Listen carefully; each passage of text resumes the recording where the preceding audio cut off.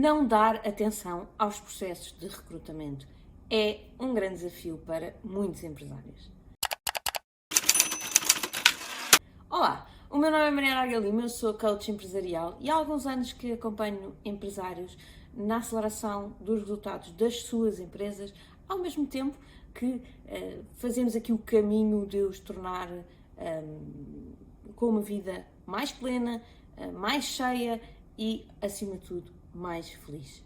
E é neste processo que aparece aqui o tema da liderança, não é? O tema do recrutamento. Porque, obviamente, que um empresário não consegue ter uma empresa equilibrada, não é? Ter uma vida também equilibrada se não tiver uma boa equipa.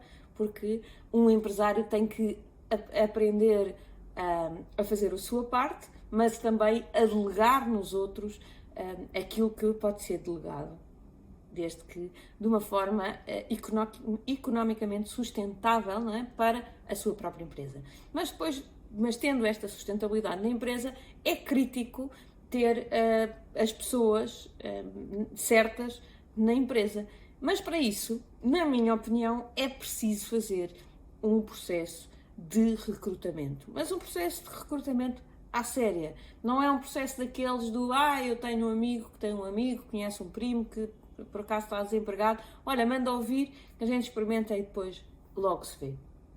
Mas infelizmente, isto é uma coisa que acontece muitas vezes, não é? É que os empresários, até numa questão de escassez, não é? Porque efetivamente estamos a viver uma altura em que há muito pouco desemprego, não é? Portanto, em que as pessoas provavelmente que querem trabalhar já estão a trabalhar e, portanto, é difícil de fazer um processo de recrutamento com muitas pessoas, com muitos candidatos, em que a escolha é grande e, portanto, nesta dificuldade, os empresários acabam por ir pelo caminho mais fácil e a primeira pessoa que lhes aparece entra e depois logo se vê.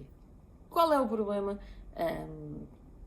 de não fazer um bom processo de recrutamento? Bom, os problemas são vários, não é? Mas o primeiro é que ao eu colocar uma pessoa qualquer, estou a correr um enorme risco de não ser a pessoa certa. E ao não ser a pessoa certa, tem aqui dois grandes custos. O primeiro custo é o custo de eu perder muito tempo, ou alguém na minha organização, mesmo que não seja eu, vai ter que perder muito tempo a ensinar aquela pessoa, acompanhar aquela pessoa, a ter ali um acompanhamento de muitas horas e depois a pessoa, mais dia menos dia, vai-se embora porque não é a pessoa certa, portanto é tempo completamente perdido.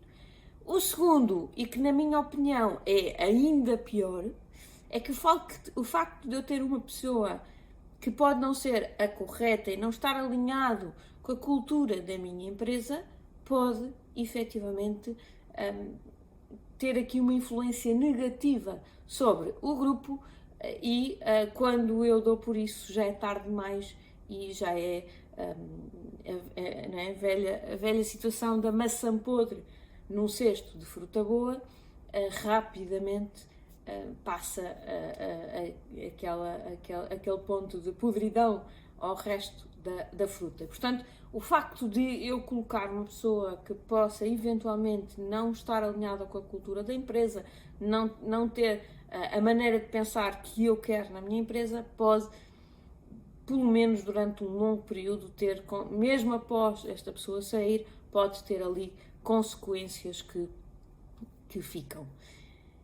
Eu tenho efetivamente empresários que me dizem, Mariana, está bem, mas eu já fiz processos super elaborados, com muito cuidado e errei na mesma, portanto, não vale a pena, mais vale colocar e depois logo se vê.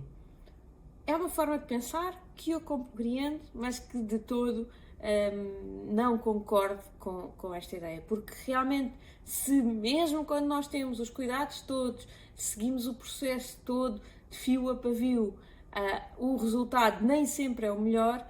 Quando não o fazemos seguindo os passinhos todos, o resultado é, ou a probabilidade de termos um bom resultado é garantidamente menor, ok? Portanto, é muito importante que vocês façam aqui um processo de recrutamento com muito cuidado. Então, o que é um processo de recrutamento muito cuidado? Um processo de recrutamento muito cuidado é um processo de recrutamento que tem muitas etapas e que nós efetivamente passamos por cada uma destas etapas com algum cuidado e com alguma atenção. Obviamente que não temos que ser nós, empresários, donos da empresa, a estar em todas as etapas. Se já temos aqui chefias intermédias, se calhar que até vão chefiar aquela pessoa, ou são chefes daquela posição, então podemos efetivamente envolvê-los a um ou vários destes elementos no processo de recrutamento. É positivo o facto de termos várias opiniões e até de encontrarmos pessoas que tenham perfis diferentes na empresa. Ou seja, se eu, por exemplo,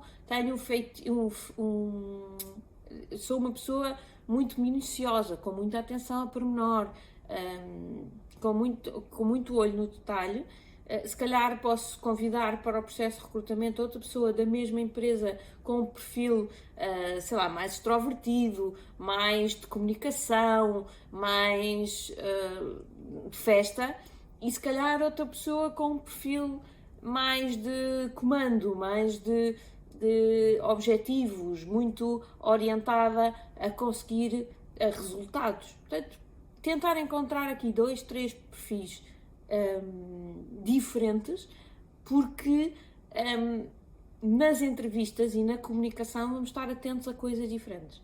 E por isso é preciso, é muito útil termos vários perfis diferentes para ver como é que a pessoa reage a perfis diferentes, a situações diferentes, e depois, juntando a opinião destas 3 pessoas, certamente que vamos conseguir averiguar a coerência das respostas do candidato e a coerência do candidato até enquanto pessoa, não é? Portanto, envolver várias pessoas é uma coisa muito positiva. Primeira fase, o currículo, obviamente, uma carta de apresentação, para avaliarmos, eu diria que a coisa mais importante, ou das mais importantes a avaliar num currículo e numa carta de apresentação é o cuidado que a pessoa tem, porque na verdade as coisas que lá estão podem ou não ser verdade, não é? Portanto, obviamente que damos uma vista de olhos na formação, que tipo de atividades é que a pessoa já teve, se praticou, sei lá, por exemplo, desportos de grupo, que são sempre coisas positivas.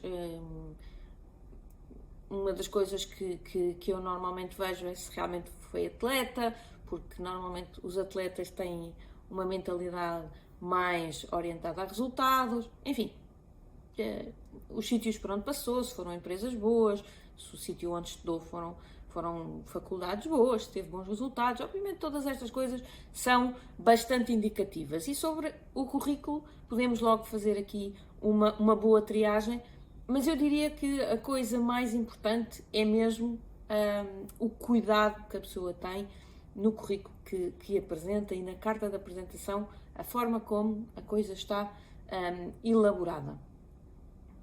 Há uma coisa para a qual eu olho e que no passado para mim era muito relevante, que era a questão de se a pessoa teve muito tempo em cada trabalho, mas confesso que hoje, se nós colocarmos muita atenção nos miúdos mais novos, não é? Se colocarmos muita atenção neste critério, se calhar vai ser difícil de encontrar candidatos, não é? Porque hoje em dia realmente a rotatividade normal de uma pessoa no mercado é completamente diferente àquela que havia quando eu comecei a trabalhar, não é? Trabalhei em 2, 3 sítios diferentes, não é? Até em 3 sítios diferentes, até trabalhar por conta própria, portanto, obviamente que não. Hoje em dia isto não é comum as pessoas ficarem 8 anos, 10 anos na mesma empresa e, portanto, este pode ser um critério que demonstra há algumas características da pessoa, mas hoje, nesta nova geração, eu acho que são características muito mais transversais. E, portanto, tenho que já avaliar para além dessa temática, não é? Tenho que perceber se a pessoa é capaz de, numa situação diferente, ter um comportamento diferente. Porque também as empresas contratam mais pessoas do ponto de vista provisório, com mais facilidade as pessoas também se vão embora, enfim. Mas continua a ser, para mim, um critério importante, o critério de estabilidade, porque eu não quero estar, obviamente, a contratar pessoas todos os dias e ter uma grande rotatividade na empresa. Portanto, currículo e carta de apresentação. O que eu faço a seguir, normalmente, é faço uma primeira entrevista telefónica. Nem chega a ser uma entrevista, não é? Porque, obviamente, é apenas e só uma conversa. Só para perceber, a primeira pergunta que eu faço normalmente, apresento-me, quando sou eu a ligar, apresento-me, digo de onde falo, não é? Da minha empresa, e pergunto porque é que se candidatou àquele lugar. Muitas vezes a pessoa nem sabe bem o que é que a minha empresa faz, não é? Percebo pela conversa e se percebo que a pessoa está a pôr ali os pés pelas mãos, a primeira coisa que eu foi, então, mas o que é que nós fazemos na nossa empresa que realmente lhe agrada? E aí eu percebo que pode eventualmente ter sido uma daquelas pessoas que enviou o currículo para 30 empresas e que a minha foi apenas mais uma, e sou honesta, nesse caso, elimino logo. E depois, lá está, pela conversa faço ali 4, 5 perguntas gerais, não é? De porque a empresa, o que é que acha da empresa, o que é que acha que iria trazer diferente à nossa empresa, porque é que eu havia de escolher a ele, enfim. Faço ali algumas perguntas só para perceber a articulação das ideias, do discurso, e depois também, obviamente, dependendo da função, também vou avaliando coisas mais específicas. E depois desta primeira entrevista telefónica, muitas vezes, para ainda estreitar mais, envio um questionário. Um questionário mais elaborado sobre mais ou menos a mesma temática, mas com mais algumas perguntas sobre qual foi o seu melhor resultado, qual foi o seu maior desafio, a sua maior conquista em termos profissionais, depois de perguntar objetivos de longo prazo, onde é que a pessoa quer estar daqui a 10 anos, enfim, algumas questões para também depois ver a parte de escrita, não é? E para mais uma vez avaliar aqui a coerência. Todas estas fases vão sendo eliminatórias, não é? Portanto, há dali alguns que se eliminam logo. Depois, a seguir, caso ainda haja muitos candidatos, então podemos fazer a entrevista de grupo. Caso haja poucos candidatos, nesta altura, fazemos uma entrevista individual. Mas, na entrevista de grupo, começa aqui também a fase de namoro. Ou seja, ou na entrevista individual, seja em grupo, seja individual, é a partir deste momento em que começa a fase de namoro. Porque, atenção, é que, como eu referi há pouco, os recursos são cada vez mais escassos. Os recursos bons são um bem precioso. E se eu acho que eles, obviamente, têm que precisar de nós para querer vir trabalhar para a nossa empresa, nós também teremos que querer muito que aquela pessoa venha trabalhar para nós. Então, temos que fazer aqui a fase do namoro. Esta entrevista, esta primeira entrevista presencial, é uma entrevista em que eu tenho que mostrar o meu projeto, tenho que mostrar o que é que eu faço, para onde é que eu vou, como é que é a minha empresa, porque é que a minha empresa é especial, porque eu quero que todos os candidatos se apaixonem pela minha empresa. Todos os candidatos, nesta fase, têm que dizer: uau, é isto mesmo que eu quero. Para começar a criar aqui a minha possibilidade de escolha. Que não sejam só eles a escolher, mas que eu depois também possa chegar ao fim, ter aqui todos estes candidatos muito interessados, para que eu possa chegar ao fim e escolher. Portanto, tentem, logo nesta primeira entrevista presencial, apaixonar os candidatos pela vossa empresa. E depois, obviamente, continuar o processo de avaliação. Fazer mais ou menos as mesmas. As perguntas são sempre muito parecidas. Falar um bocadinho do currículo, falar um bocadinho das experiências mais concretas que vejo ali, falar um bocadinho, sei lá, se tem lá um desporto qualquer, falar daquele desporto, perceber como é que a pessoa viveu durante aquele tempo o desporto, porque é que saiu, enfim. Tentar ali perceber alguns traços de caráter mais profundos para perceber se estão alinhados com aquilo que são os meus pontos de cultura. Depois desta primeira entrevista, então fazer, para aqueles que passarem a entrevista, fazer um teste DISC. O DISC é D-I-S-C. O teste DISC é um teste comportamental. É um teste que me permite aferir o tipo de personalidade de cada um dos candidatos. Não é? E sabendo a função que o candidato vai ter na minha empresa, é mais fácil eu perceber se uma pessoa com aquele perfil se encaixa bem na função que eu tenho definido. Por exemplo, não é? Imaginem que é um perfil que eu quero alguém para a área financeira, portanto, que é uma área de muito detalhe, de muita atenção, e que eu vejo que aquele é um perfil, no teste, que me dá um perfil I, por exemplo, que é um perfil muito mais extrovertido, mas muito mais distraído, daqueles que não presta atenção ao detalhe, não tem muita dificuldade em levar as coisas até ao fim, portanto, é um perfil muito mais de comunicação, de apresentação, não é um picuinhas, não é? Como tem que ser um financeiro. Então, se calhar, eu penso duas vezes. Se eu vir que aquela pessoa tem um perfil I e que eu estou a contratar alguém para o departamento financeiro, é uma pessoa que fala bem, é uma pessoa que normalmente sai muito bem nas entrevistas, mas se calhar depois, quando for para fazer o trabalho do dia-a-dia, é uma pessoa que tem alguma dificuldade. Portanto, fase seguinte, fazer o teste DISC. Depois de fazer o teste DISC, podemos lhe dar um trabalho de casa. Pedir-lhe, imaginem que há por exemplo, para o financeiro, não é? Era mandar-lhe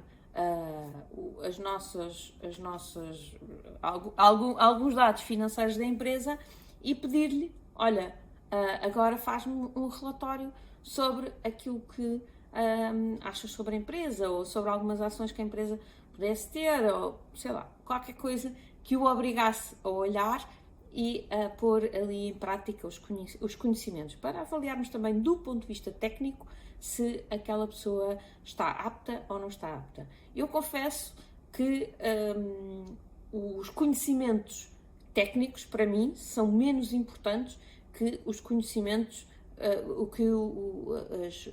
os comportamentos, não é? Porque os comportamentos é algo que está lá muito mais profundo e, portanto, que é muito mais difícil de alterar. Os conhecimentos técnicos ensinam-se. Agora, também há aqui, se eu quero alguém para um departamento financeiro que já vai ter que assumir aqui alguma responsabilidade, provavelmente há aqui um mínimo que a pessoa tem que ser capaz de fazer. E, portanto, um exercício para garantir que aquela pessoa é mesmo capaz de fazer pelo menos estes mínimos para a função, então é muito importante. Depois de todo este processo, e como eu disse, este processo pode ser feito por pessoas diferentes em etapas diferentes, falta aqui chegar ali a 2, 3 candidatos para uma última entrevista, ok? E nesta última entrevista, então, aí sim, na minha opinião, na maior parte das PMEs, já tem que estar o empresário, ou o diretor-geral, ou, enfim, a pessoa que é responsável pela empresa, porque é ela que normalmente tem a decisão final sobre os candidatos. E deveria ser assim, não é? E, portanto, faz-se novamente uma entrevista normalmente também muito à volta das questões mais pessoais, de ambição, de o que é que vai entregar ali, porque é que escolheu estar ali, enfim, como é que se vê a evoluir dentro da empresa, como é que vê propostas que tenha até para a melhoria da empresa, não sei, pôr ali a pessoa a falar sobre si, sobre a sua ambição, sobre aquilo que pretende, sobre alguns cenários passados, as coisas correram bem, as coisas correram menos bem, e ver como é que a pessoa se safa. No fim disto tudo, então, devem-se sentar todas as pessoas intervenientes no processo e recolher, obviamente, todos os exercícios que a pessoa fez e todas as coisas a que a pessoa respondeu e tomar fazer ali uma escolha dos candidatos e ter ali um preferencial, um segundo, um terceiro, enfim, ter ali algumas opções. Depois de tudo isto feito, a minha sugestão é que peguem no currículo e liguem para, se a pessoa estiver empregada, não para a empresa onde está empregada, mas para a empresa onde trabalhou antes. Liguem para saber exatamente a opinião que têm sobre aquela pessoa. Podem dizer, Mariana, não é um bocadinho constrangedor estar a ligar, a perguntar. Pode ser o que vocês quiserem, mas imaginem se vos ligarem a vocês a perguntar sobre uma pessoa que trabalhou na vossa empresa.